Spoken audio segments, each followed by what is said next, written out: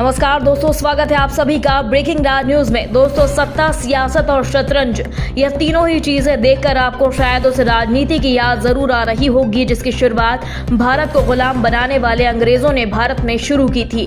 क्योंकि उस वक्त भारत के कुछ राजशाही राजवंश अपने ही राज्यों में गद्दारी करके सत्ता सुख भोगने के लिए मानवता और जनता का खून चूसने से भी बाज नहीं आते थे। परिणाम स्वरूप पूरे भारत को मुट्ठी भर अंग्रेजों के जुल्म सितम सहकर हजारों वर्ष गुलाम रहकर गुलामी करनी पड़ी। एक और राजा महाराजा अंग्रेजों की गुलामी स्वीकार कर अपनी सत्ता बचाते थे। वहीं झांसी की रानी लक्ष्मीबाई ने अपने प्राणों की आहुति देकर देश के लिए आजादी का बिगुल बजाया और उन्हें भी गद्दार राजाओं के गद्दारी का शिकार होकर अपने प्राणों की आहुति देनी पड़ी, जिसको लेकर बीजेपी और ग्वालियर के कुछ नेता महारानी लक्ष्मीबाई को जीवन अमर करने के लिए उन्हें याद करते हुए उन गद्दारों को याद दिलाते थे कि कैसे उन्होंने महारानी लक्ष्मीबाई के साथ गद्दारी कर सत्ता सुख के लिए अंग्रेजों से हाथ मिलाया था। पर अब वही परिवार वीरांगना लक्ष्मीबाई के सहारे अपनी राजनीतिक रोटियां चमकाने के लिए रानी लक्ष्मीबाई का ही सहारा ले रहा है। हम बात कर रहे हैं ग्वालियर चंबल संभाग के उस सिंधिया राजवंश की, जिसे देश भर की बीजेपी वर्ष 2018 तक के विधानसभा चुनावों में अंग्रेजों का गुलाम रानी लक्ष्मीबाई का हत्यारा बता रही थी और कह रही थी कि 1857 की क्रांतिकारी वीरांगना लक्ष्मीबाई को गलवीर किले पर यदि सिंधिया राजवंश मदद कर देता तो देश 1857 में ही आजाद हो जाता। पर सिंधिया राजवंश ने रानी के साथ गद्दारी की और लक्ष्मीबाई की निर्मम हत्या हुई।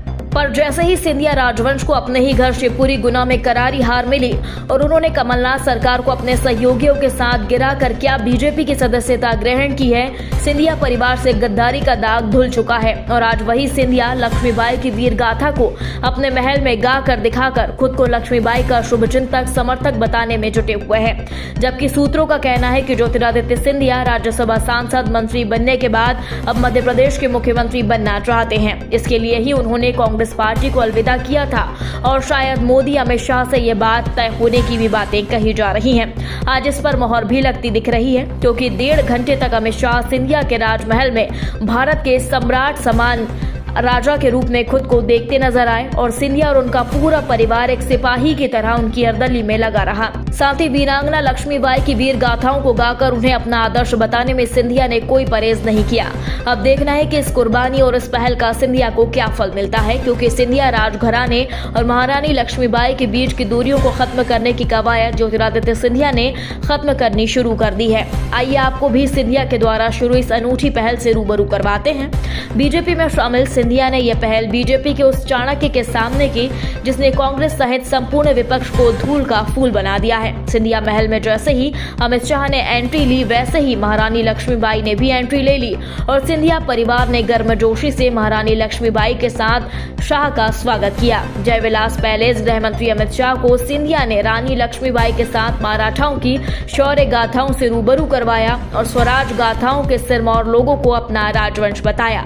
मराठा राजाओं के साथ रानी लक्ष्मीबाई के परिवार की शौर्य गाथा को जगह देकर बीजेपी के साथ मोदी शाह संघ को संदेश दिया गया कि सिंधिया राजवंश वह नहीं है जो जयभान सिंह, शिवराज सिंह चौहान कहा करते थे।